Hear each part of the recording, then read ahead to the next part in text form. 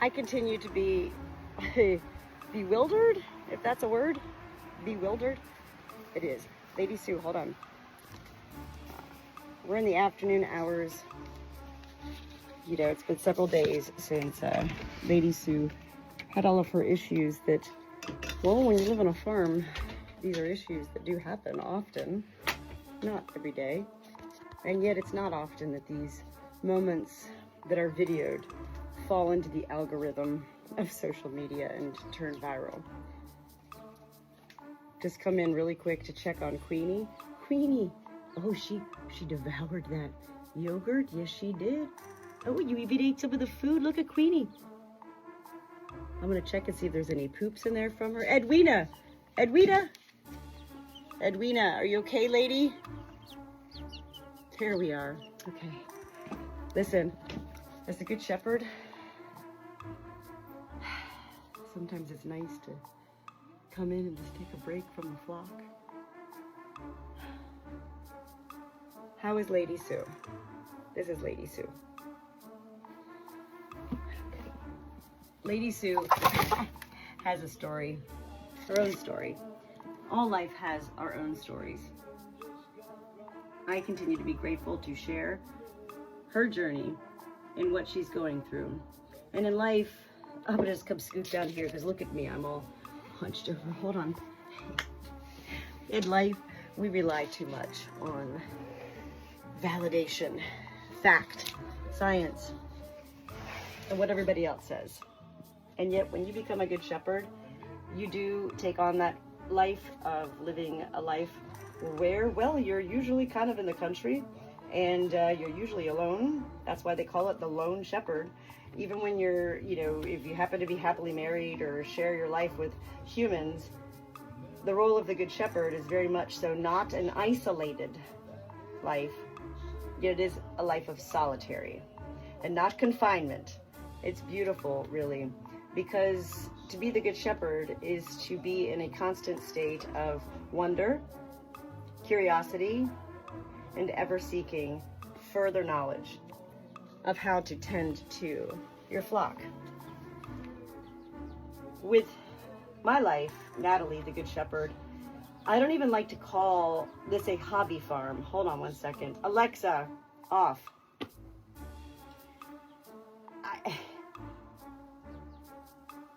I don't even like to call this a hobby farm, because a hobby is considered a pastime, something to, whatever, right?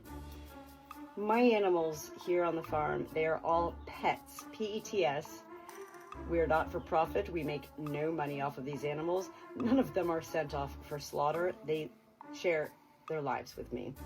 We have 2 livestock guardian dogs, 1 dying Chihuahua with congestive heart failure, 1 young puppy Chihuahua who rules the roost here, 2 livestock guardian dogs, 2 sheep, 2 bobtail cats, 2 other cats, and 45 birds. So about 60 animals on the farm. And these animals are who keep me. Look at me in overalls. You know, I'm Farmer Natalie. And yet, you know, these are the things, it's like, well, overalls really do come in handy because they got the different pockets, like a painter. If you're a painter and you have those, you know, places to put your paintbrushes and stuff, overalls are a handy thing. Lady Sue is alive. And I'm not one to give a prognosis because I'm not a doctor. I'm a shepherd. I don't have a medical degree, and it's not even yet. I don't make excuses. I'm not a doctor. A lot of my life is, I'm just gonna lay down now with her, is experience. Experience. And it is trial, and it is error. Somebody just posted earlier today, are you experimenting on your chicken? And I just have to laugh at such responses. And I do take time to answer such responses. Good God, experiment? Who do you think I'm a scientist? This is why I'm not a veterinarian, because I can't get into the science. No, I'm not experimenting. I'm trying. As well as I continue every day to learn. through every moment with all of my life of animals here.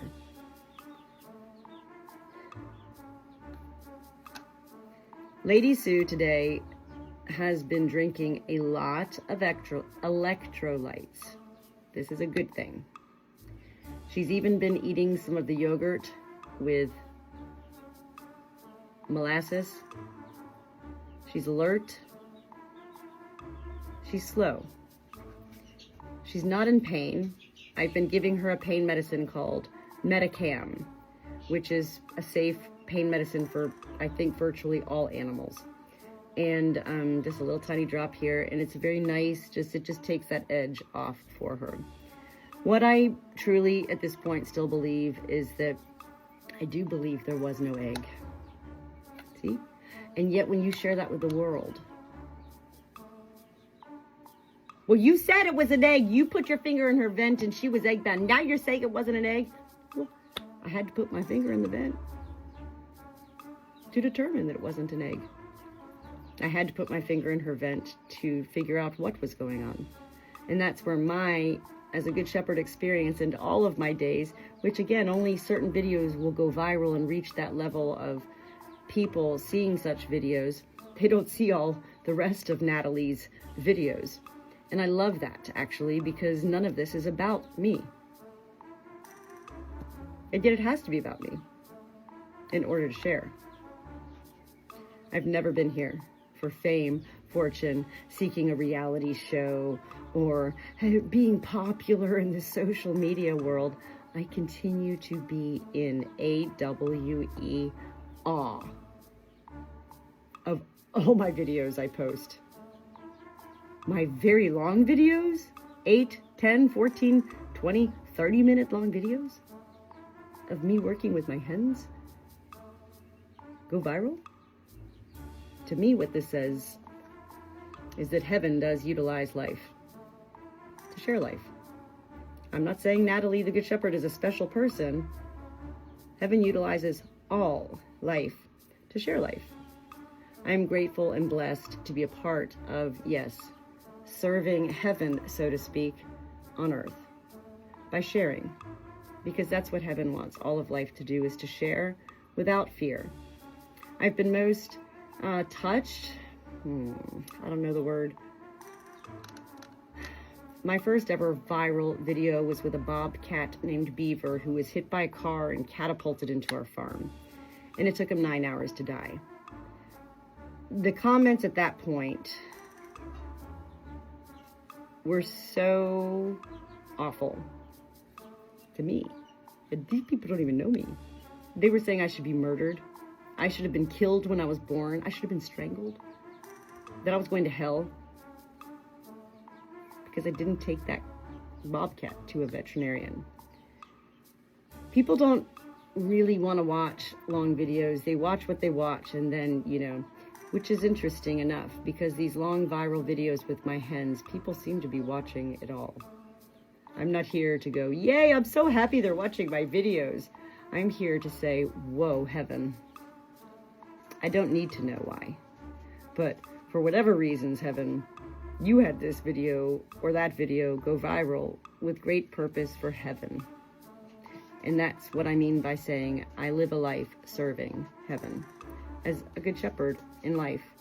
It goes beyond sharing the life that I share with my flock of animals, because the reality is what I learn from my flock is I learn to understand life more. And so it's rather beautiful to be able to share that with the world so that they can see.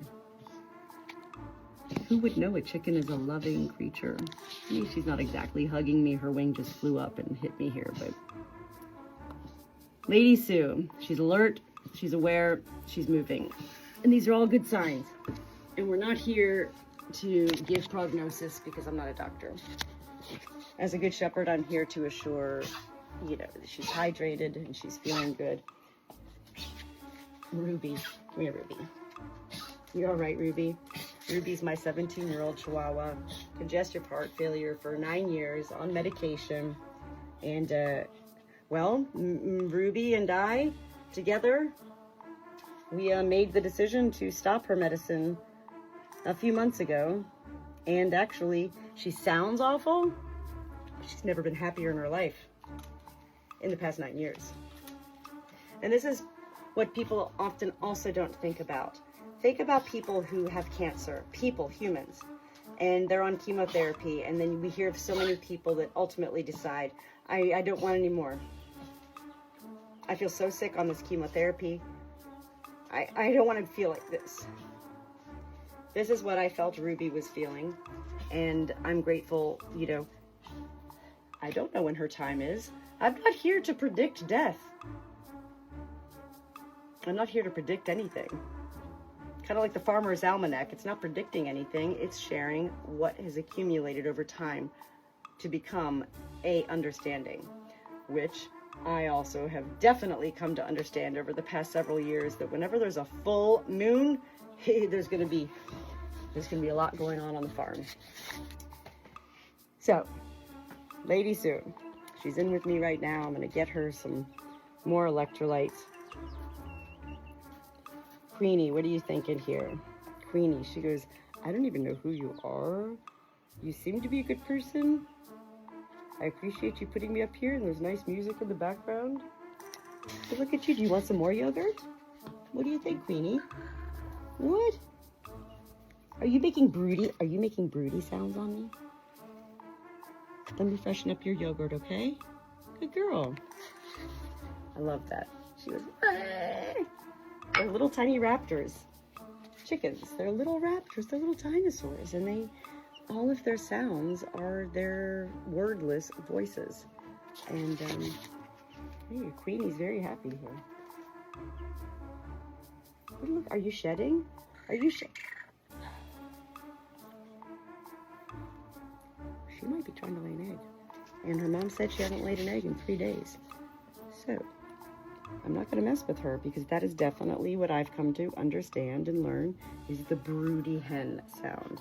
The screaming, like a pterodactyl coming through the skies.